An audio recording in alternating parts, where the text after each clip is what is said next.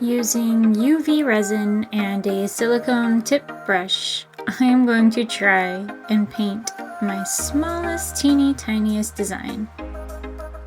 I am very careful here to make sure that I don't get any resin off of the red.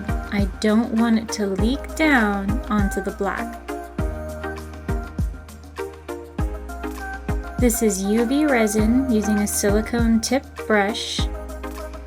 The silicone tip brush helps me move the resin along without making a gumpy, clunky mess. All of my materials are in the link in my bio. When I'm done painting, I'll cure it for about 2 minutes under a UV light.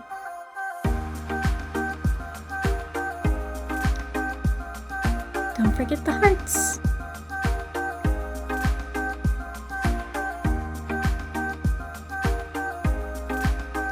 Ta-da!